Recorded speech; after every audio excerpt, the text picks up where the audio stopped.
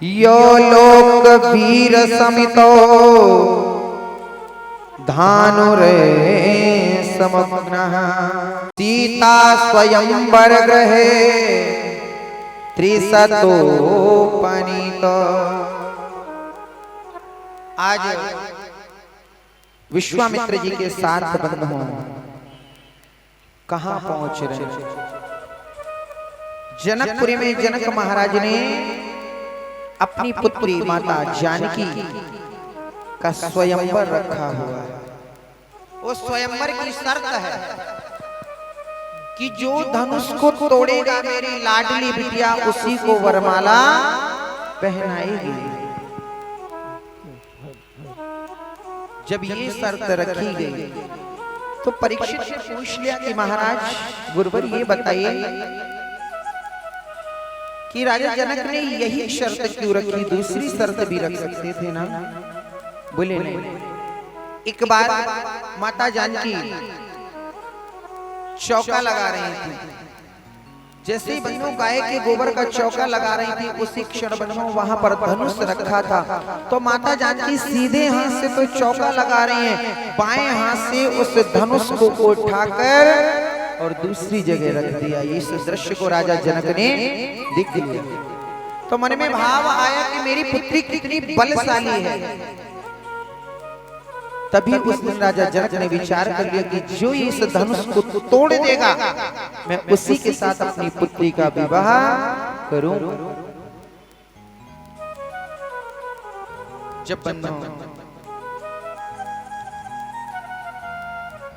स्वयंवर इधर राजा जनक कर रहे हैं, बड़े बड़े राजकुमार सब उस स्वयंवर में पहुंच रहे हैं। यहां तक रावण भी बंधु उस स्वयंवर में पहुंचा।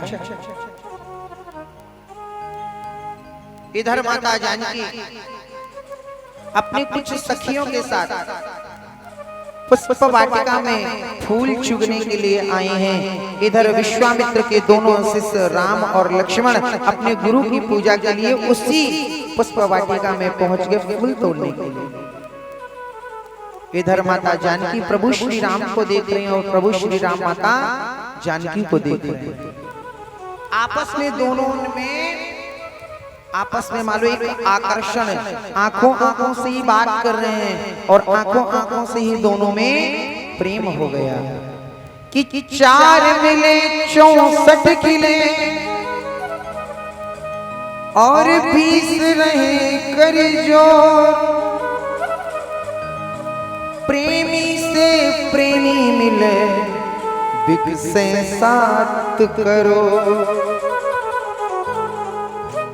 कि जब प्रभु श्री राम ने माता जानकी को देखा, माता जानकी ने प्रभु श्री राम को देखा तो लक्ष्मण जी के मन में भाव आया भैया कर क्या रहे हैं यहाँ? भैया तो यहाँ फूल तोड़ने आए हैं और यहाँ भैया तो प्रेम प्रसंग भैया ने छेड़ दिया। इधर सखिया माता जानकी को पकड़ रही है। ये अरे सीता तुझे मालूम है ना तेरे पिता ने स्वयंवर रखा है, इस तरह पर पुरुष को मत देखो अपराध होता है।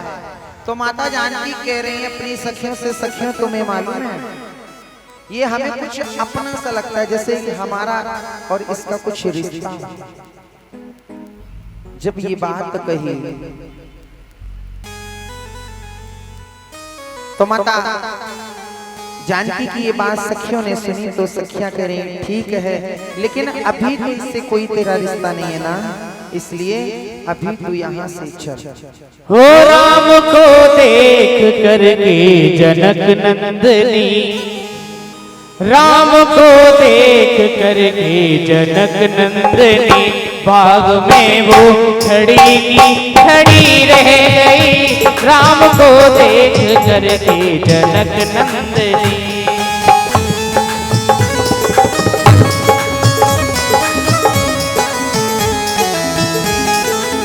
हो राम को देख करके जनक नंदनी, राम को देख करके जनक नंदनी बाग में वो खड़ी की खड़ी रह गई। राम को देख करके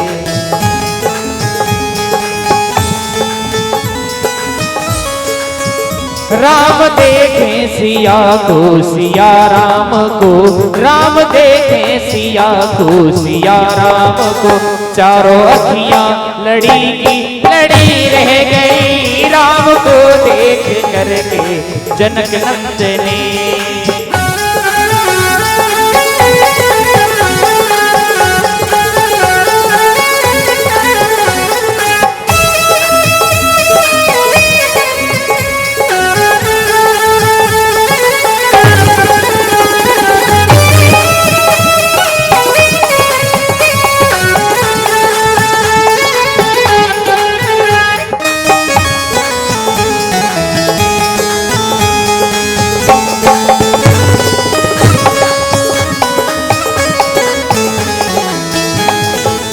वो बोली पहली सखी जानकी के लिए, बोली पहली सखी जानकी के लिए, बनी सुंदर सखी राम जी के लिए, बनी सुंदर सखी राम जी के लिए।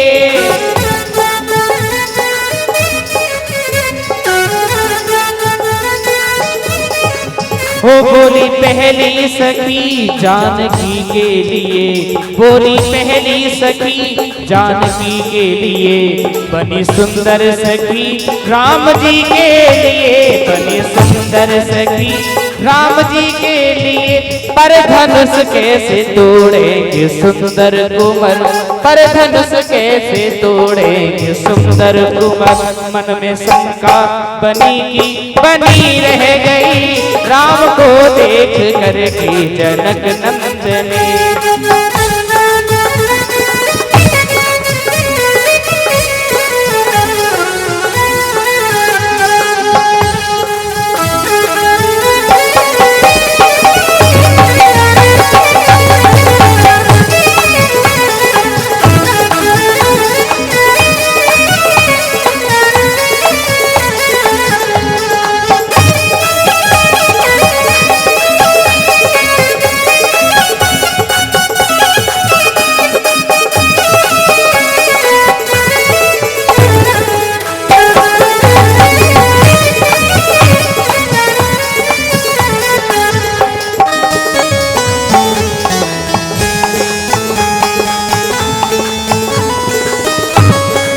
वो बोली दूधी सखी जानकी के लिए, बोली दूधी सखी ये सच है मगर नैनों के जादू का हो गया है असर, नैनों के जादू का हो गया है असर। बोली दूधी सखी ये सच है मगर, बोली दूधी सखी ये सच है मगर, नैनों के जादू का हो गया है असर, नैनों के जादू का।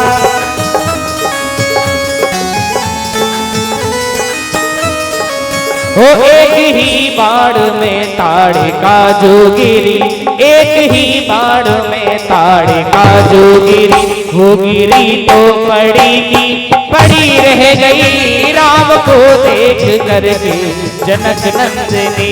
बाग में वो खड़ी रह गई, राम देखे सिया को, सिया राम को, राम देखे सिया को, सिया राम को। चारों अखियां लड़ी की लड़ी रह गई, राम को देख करके जनक नंदिनी।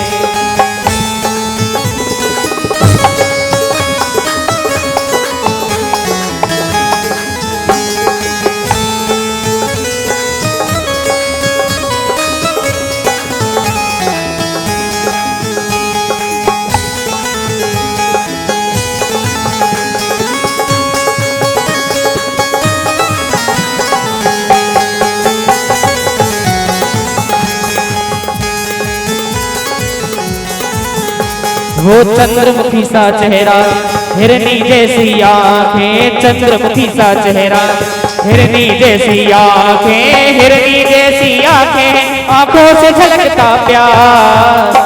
दो फूल बगिया में आए दो सुंदर राजकुमार,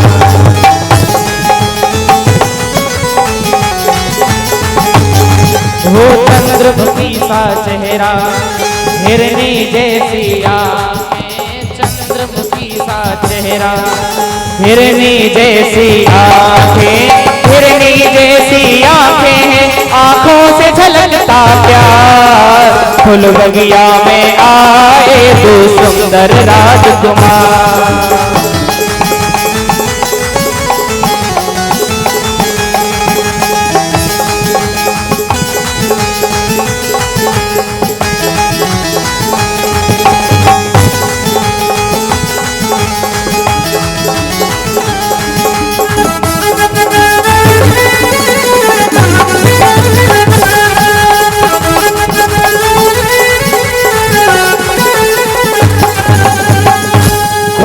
श्याम रंग है रंग का गोरा, एक श्याम रंग है एक रंग का गोरा।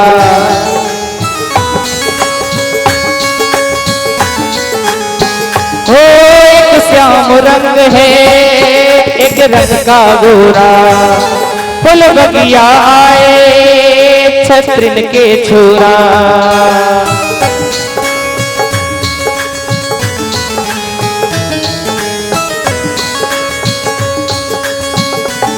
प्रभु देख देख हर्षाए हैं, अपने मन में शरमाए हैं।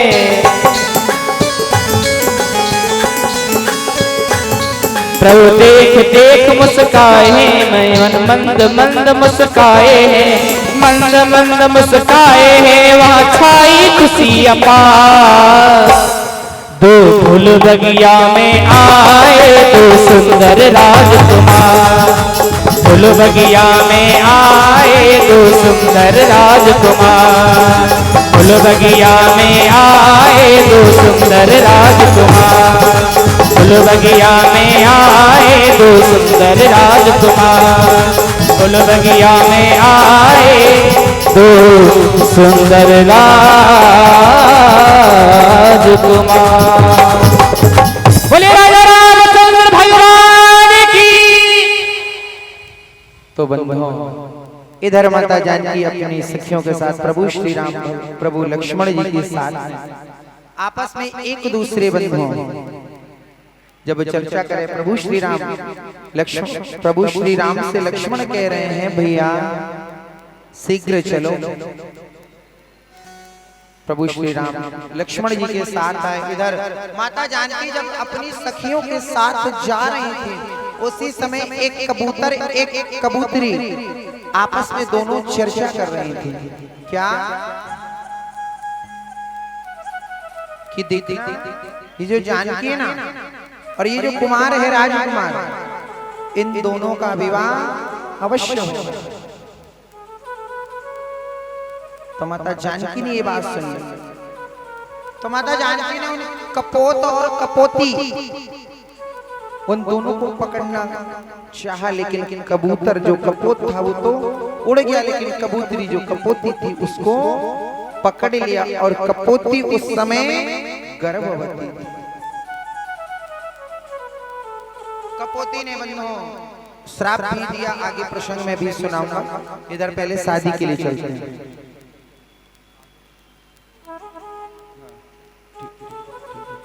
देखिए थोड़ा थोड़ा सा आप लोग और आगे आ जाए, है ना, और आगे आ जाओ थोड़ा थोड़ा सा।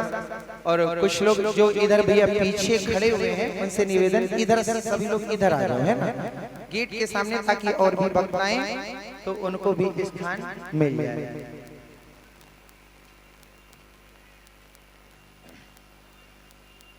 तो बंधुओं इधर आगे आदरणीय श्री सुखदेव जी महाराज कह रहे हैं, राजा माता जानकी आज जैसे ही अपने महल में पहुंची, इधर विश्वामित्र के पास लक्ष्मण और भरत लक्ष्मण और राम आए। राम से आज विश्वामित्र जी कह रहे हैं कि पुत्र शीघ्र नित्य क्रम अपना करके पूजा इत्यादि करके महाराज जनक यहाँ चलना है। दोनों राजकुमार राम और लक्ष्मण आज विश्वामित्र जी के साथ जनक महाराज के महल में पहुंचे। वहां पर बड़े बड़े राजकुमार, बड़े बड़े योद्धा महल वहां सब बैठे। वहां पर क्यों? कुछ तो स्वयंवर देखने के लिए आए हैं, कुछ उस धनुष को तोड़ने के लिए आए हैं। कि लोक वीर समतो धनुरास मुग्ना, सीता स्वयंवर गृह श्रीपतोपनीतम आदाय बालगल देव इवेक्षुयष्टि संजीकृतान पविकृत विभज्य मध्य।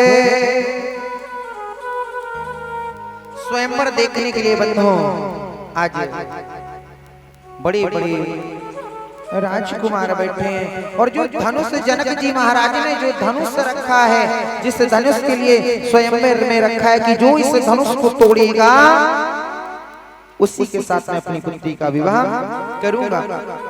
वो दधीचि जी की हड्डियों का बना हुआ शिव जी से मिला हुआ वो धनुष है। आज प्रभु श्री राम लक्ष्मण भी वहीं गुरु जी के चरणों में बैठे हैं। बड़े बड़े राजकुमार आए, बेचारे जाते हैं धनुष के पास, स्पर्श करते हैं, तिल भर भी नहीं उठा पाते और बेचारे वापस आके बैठे जाते हैं। जितने राजकुमार थे सबने कोशिश कर रहे, लेकिन कोई तोड़ने की तो बात क्या रही, किसी ने तिल भर भी धनुष को नहीं उठा पाया। अब जनक जी महाराज थोड़ा सा चिंतित हुए, क्यों? क्योंकि मैंने अपनी पुत्री के साथ क्या कर दिया, कितनी बड़ी शर्त रखी। यदि किसी ने धनुष नहीं तोड़ पाया तो फिर क्या मैं अपनी पुत्री का विवाह नहीं करूंगा? चिंतित है। एक ऊंचे आसन में खड़े होकर जनक जी महाराज क्रोधित होकर कहने लगे, अरे क्षत्रियों, हमें तो आज मालूम चला कि पृथ्वी क्षत्रिय विहीन हो गई है। जैसे क्रोधित होकर दहाड़ दहाड़ के निशब्दों को बोलने लगे तो लक्ष्मण जी महाराज से ये बात बर्दाश्त नहीं हुई। अब तो बंधुओं वो बैठे थे बेचारे विश्वामित्र जी के चरणों के नीचे, लेकिन जैसे ही जनक जी ने इन शब्दों को कहा तो लक्ष्मण जी को बर्दाश्त नहीं हुई और वो खड़े होकर और जनक जी को ललकारने लगे, अरे राजन, आप कह रहे हैं ना कि क्षत्रिय विहीन हो गई है। ऐसे धनुष बचपन में हमने खेल खेल में ना जाने कितने तोड़ दिए हैं। जब इस शब्द को बोला तो जनक जी महाराज के मन में थोड़ा सा धैर्य आया कि चलो कोई साहस राजकुमार है, साहस पुरुष है, जिसके अंदर धैर्यता है, जो कि कह रहा है कि ऐसे खेल खेल में ना जाने कितने धनुष तोड़ दिए। राम बेचारे वहीं गुरु जी के पास बैठे हुए हैं। जब लक्ष्मण ने शब्दों को कहा तो विश्वामित्र जी ने इशारे से लक्ष्मण को पुनः वहीं पर बुला लिया। प्रभु श्री राम को आदेश दिया कि जाओ और जाकर के धनुष को तोड़ो। जब इन शब्दों को बंधुओं कहा, प्रभु श्री राम ने अपने गुरु को प्रणाम किया। प्रणाम करके जैसे ही आगे बढ़ रहे हैं तो जनकपुर की जितनी स्त्रियां थी, कन्याएं थी, वृद्ध थे, माताएं थी, नवयुवक भाई जितने भी थे, सबने अपने नेत्रों को पकड़ लिया। क्यों? कहीं ऐसा ना हो कि जिस समय प्रभु श्री राम धनुष को तोड़े उस समय हमारी पलक झपक जाए। इसलिए बंधुओं सभी ने अपनी अपनी पलकों को पकड़ लिया। प्रभु श्री राम पहुंचे उस धनुष के पास, धनुष को प्रणाम किया, भगवान भोलेनाथ का ध्यान किया और बंधुओं सबको देखते देखते और धनुष को उठा के और धनुष के दो टुकड़े कर दिए।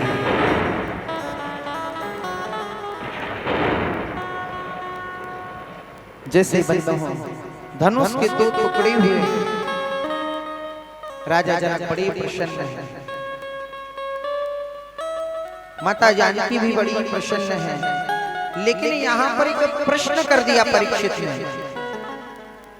सुखदेव जी महाराज से प्रश्न कर दिया कि महाराज हमारी एक बात नहीं समझ में। बोली क्या? बोले जिस समय जनक जी ने स्वयंवर रखा था, जनक जी ने समस्त पृथ्वी में निमंत्रण पत्रिका भेजी थी, सभी को भेजी कि आप आइए, प्रत्येक राजा के यहाँ भेजी, लेकिन दशरथ जी के यहाँ पर निमंत्रण क्यों नहीं भेजा? क्योंकि राम और लक्ष्मण निमंत्रण में नहीं गए थे। वो तो विश्वामित्र जी के साथ चले गए। इनके यहाँ पर अयोध्या में निमंत्रण नहीं आया, लेकिन जबकि जनक ने पूरी पृथ्वी में प्रत्येक राजाओं को निमंत्रण दिया। तो कितना सुंदर बंधु यहाँ पर प्रश्न कि एक बार जनकपुरी में किसी गाय को कोड़ हो, जनक जी ने बड़ा उपचार करवाया, बहुत वैद्य बदल दिए, जो जैसा कहता वैसे ही करते, लेकिन उस गाय के कोड़ को ठीक नहीं कर पाए। तो जनक जी ने के अंतःकरण में कुछ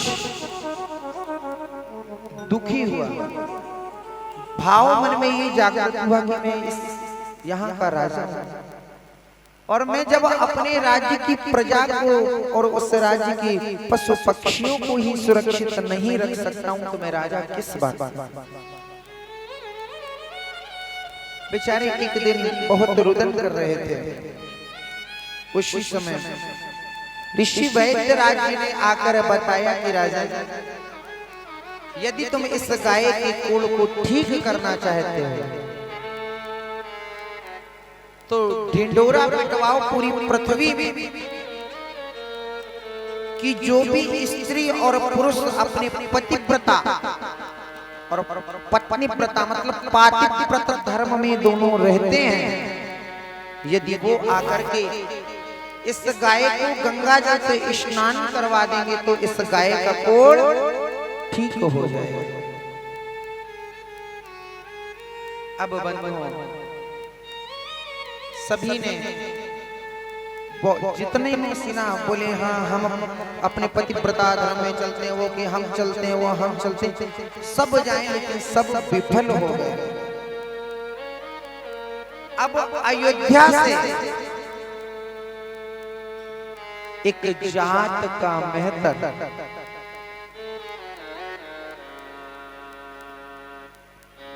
आज जब जनकपुरी पहुंचा, क्योंकि नितांत गरीब थे दोनों, तो उसके पति ने कहा, पत्नी देवी तुम्हें मालूम है हम धनवान बनने वाले हैं। बोली कैसे? कि हम दोनों पतिव्रता धर्म में रहते हैं ना। पतिव्रता धर्म क्या होता है?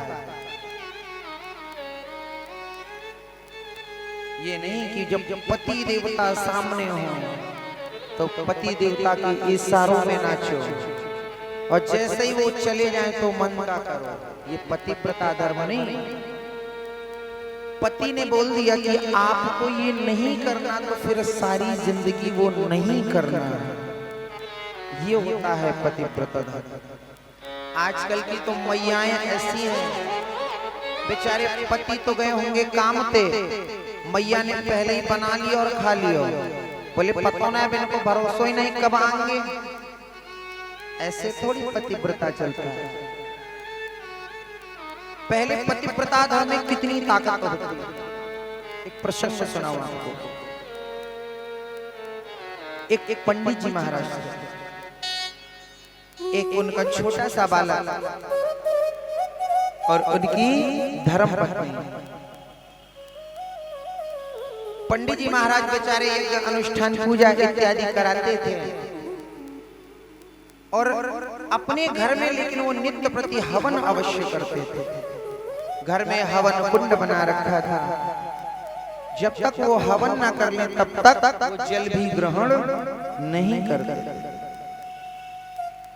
एक दिन मध्य दिवस में दोपहर के समय में पंडित जी कहीं से थके हुए आए और आकर के बेचारे अपने पत्नी की गोद में सर रख के सो गए।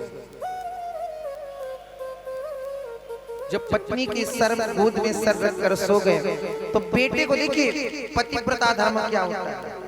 आजकल क्या है कि मैयाएं हैं ना,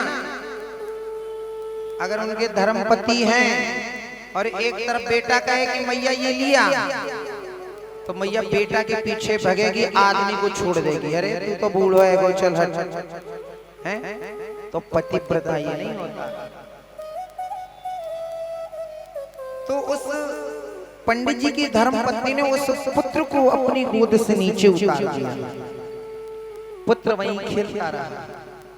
पास में हवन कुंड यज्ञ कुंड बना था। यज्ञ कुंड में अग्नि प्रज्वलित हो रही, वो बच्चा गुटमन गुटमन चल के और जाकर के बंधु उस यज्ञ कुंड में गिर गया। जब यज्ञ कुंड में गिरा तो अब बताइए, जिस माँ का एक पुत्र काल के गाल में पड़ा हो, मौत के मुंह में पड़ा हो, उस माँ के हृदय में क्या बीतेगी। लेकिन जो धर्म पत्नी थी अंदर से तो दुखी है, लेकिन अपने पति को हटाया नहीं अपनी गोद से। मन में भाव ये कि प्रभु बच्चा जल के नष्ट हो जाए, लेकिन पति को अपनी जब तक पति की नींद नहीं खुलेगी पति को जगाऊंगी नहीं। और दूसरी बात प्रभु ये भी मैं तुम्हें चेतावनी देती हूँ कि यदि मेरा पति प्रता धर्म हो, वास्तविकता सच्चा होगा, तो हमारे पुत्र को कुछ भी नहीं हो सकता है। कुछ समय पश्चात पति जगे। पति जगे जैसे ही बैठे तो दौड़ के गई, वो धर्म पत्नी क्या देख रही है कि अग्नि कुंड में अग्नि प्रज्वलित है, दहक रही, अग्नि जल रही है। उस अग्नि के मध्य में बच्चा किलोल कर रहा है, खेल रहा है। ये होती है पतिव्रता धर्म की ताकत। हमारा भारतवर्ष नारियों के लिए जाना जाता है। क्यों? क्योंकि नारी क्या है? नारी रतन की खान है। रतन की खान है। नारी से ही ध्रुव हुए और नारी से प्रहलाद। तो नारी क्या है? लेकिन आज परिस्थितियां कुछ ऐसी हो गई हैं। इधर आगे आदरणीय श्री सुखदेव जी महाराज कह रहे हैं कि वरमाला माता जानकी को प्रभु श्री राम ने पहना दिया।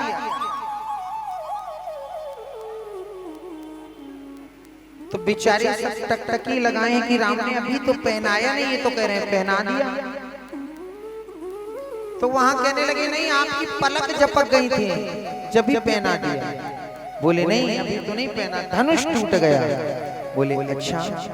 इधर माता जानकी की मैया सुनैना, उनकी सखियां वरमाला को लेकर आई हैं। प्रभु श्री राम बेचारे खड़े हैं। माता जानकी आ रही, पीछे पीछे सखियां हैं। प्रभु श्री राम खड़े, बगल में लक्ष्मण भैया भी खड़े हैं। अब माता जानकी तो है छोटी, प्रभु श्री राम हैं बड़ी, और ऊपर से मुकुट भी पहन रखा। अब वरमाला कैसे पहनाएं, क्या करें? राम को भी लग रहा है कि कितनी जल्दी हमें वरमाला पहनाई जाए, कितनी जल्दी हमारा विवाह हो। लेकिन बगल में लक्ष्मण खड़े हैं।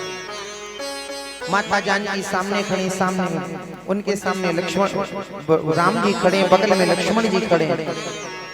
माता जानकी इतना वजनदार वरमाले लिए हैं कि माता जानकी के हाथ दुखने लगे। माता जानकी तो करो। सखियों ने मैया सुनैना से कहा, सुनैना ने जनक जी से कहा, जनक जी से विश्वामित्र जी ने कहा। तो विश्वामित्र जी ने कहा कि भैया मेरा काम था धनुष तोड़वाना, वो मैंने धनुष तोड़वा दिया। तुम जानो तुम्हारा काम जाने, हम तो बाबा जी हैं। तो जनक जी से कहा कि आप ही कहो। तो बोले रघुकुल दिवाकर मणि शिरोमणि श्री राम को मैं अपने द्वार पर झुकने के लिए नहीं कहूंगा। अब क्या करें? अब कोई आगे रास्ता दिख नहीं रहा है। क्यों?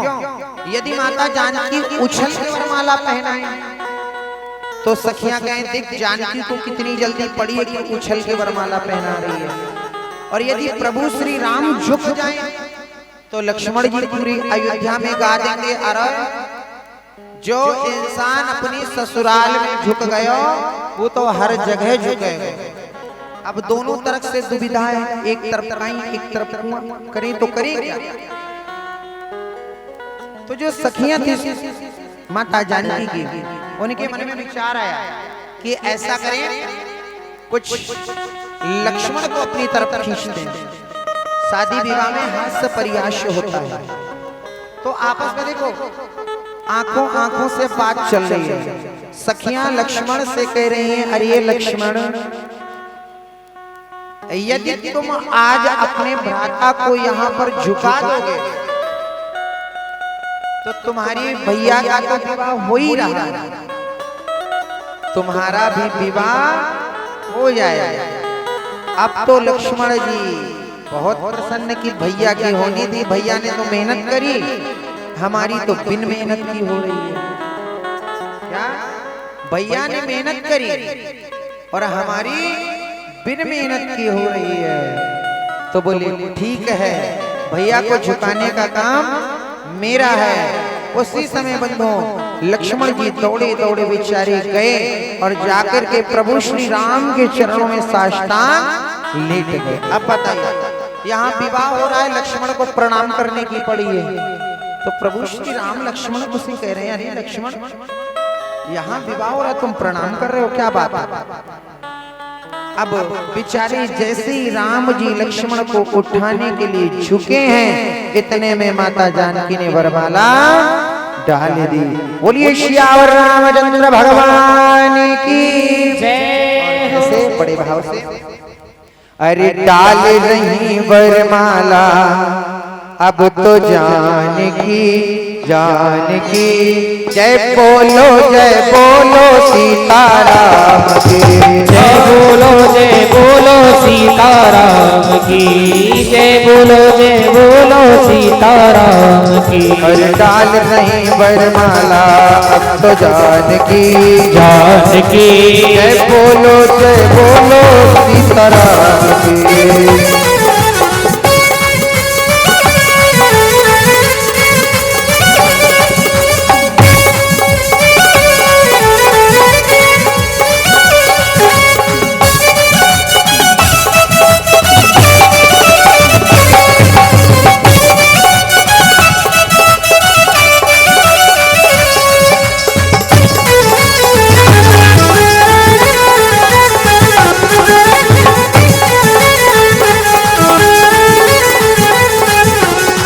ऐसे नहीं, दोनों भाव से। और भैया ये पीछे वाले बेचारे थक गए हैं, बहुत देर से ना ये तसला डाल रहे थे, गारा मिट्टी कर रहे थे, तो बेचारे थके हैं। दोनों हाथों पर फूलों की बारिश यहाँ पर हो रही, फूलों की बारिश यहाँ पे हो रही, फूलों की बारिश यहाँ पर हो रही, फूलों की बारिश यहाँ पे हो रही। कृपा हो गई आज श्री भगवान की, डाल गई वरमाला अब तो जय हो जानकी, जय बोलो सीताराम की, जय बोलो सीताराम की जय हो।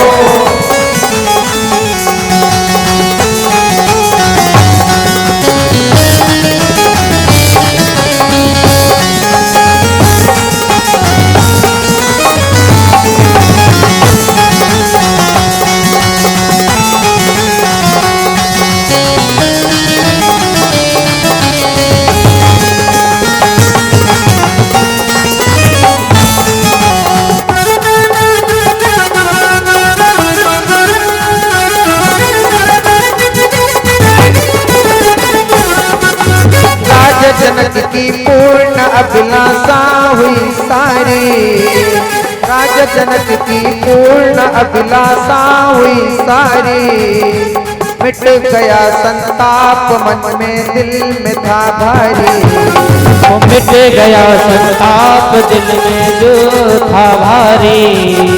राजा जनक की पूर्ण अभिलाषा हुई सारी, राजा जनक की पूर्ण अभिलाषा हुई सारी, मिट गया संताप मन में दिल में था भारी, मिट गया संताप में जो था भारी। तारवल माला सिया ने राम पाए हैं, तारवल माला सिया ने राम पाए हैं, आज मंगल गीत सखियों ने भिगाए हैं। आज मंगल गीत सखियों ने भिगाए हैं। राजा जनक की पूर्ण अभिलाषा हुई सारी, मिट गया संताप मन में दिल में था भारी।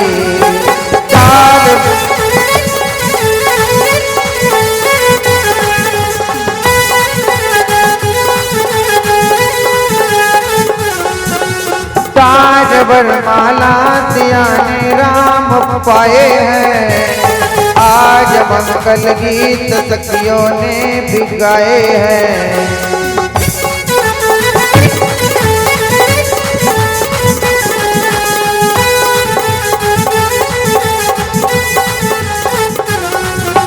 महिमा अपरंपार इनके नाम की, नाम की महिमा अपरंपार इनके नाम की, नाम की। जय बोलो सीताराम की, जय बोलो सीताराम की। ओ सीताराम की, राजा राम की, ओ सीताराम की, ओ राजा राम की। लाल रही वरमाला तो जानकी, जानकी। जय बोलो सीताराम, जय बोलो सीताराम की।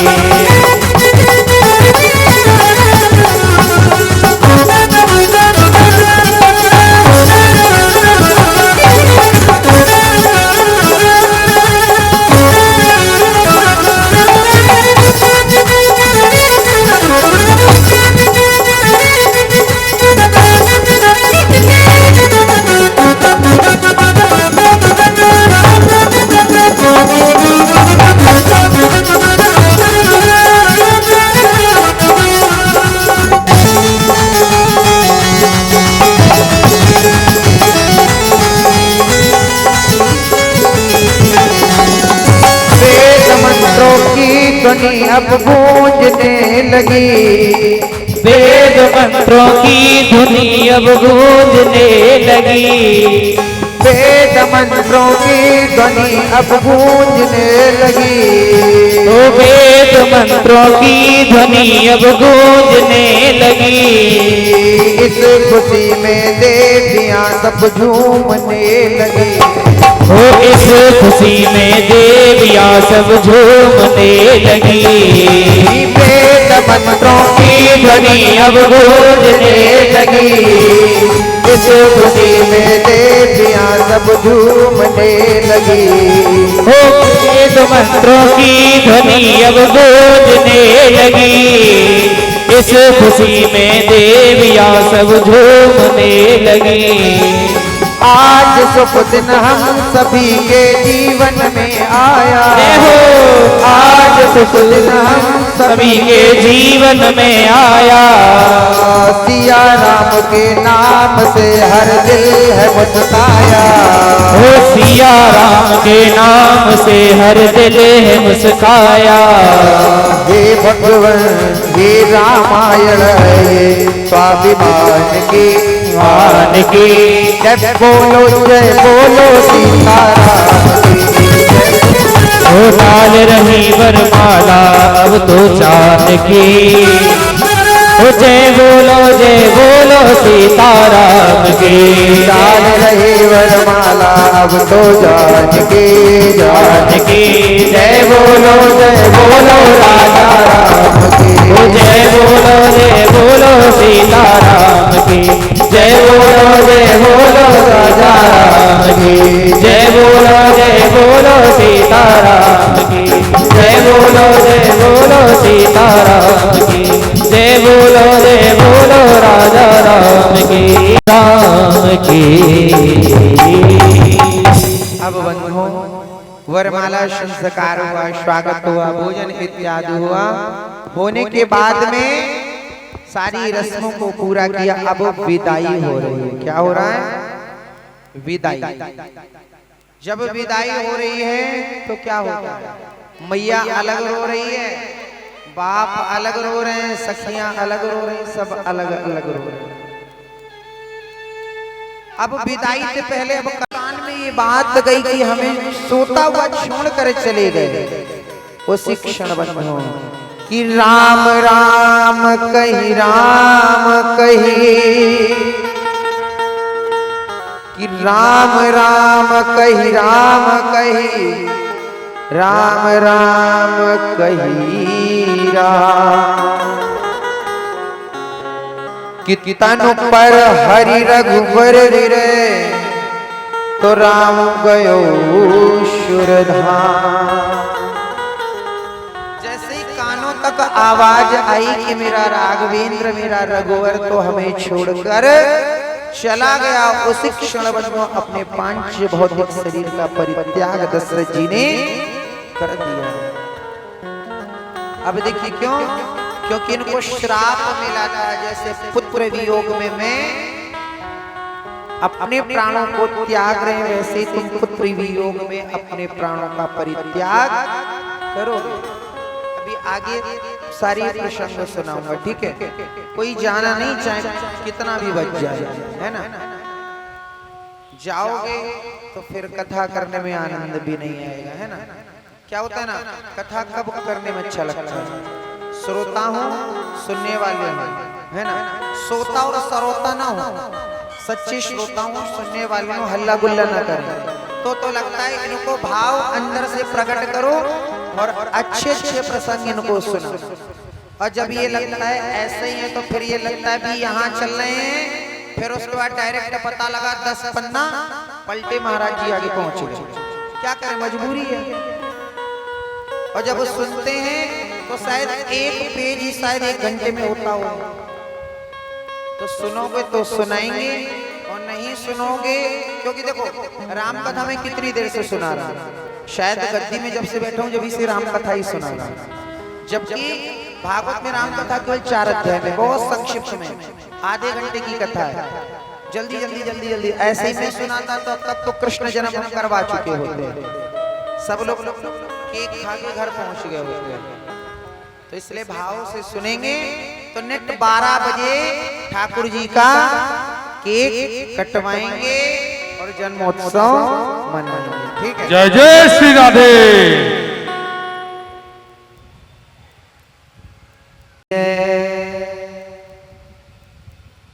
तो बंधुओं,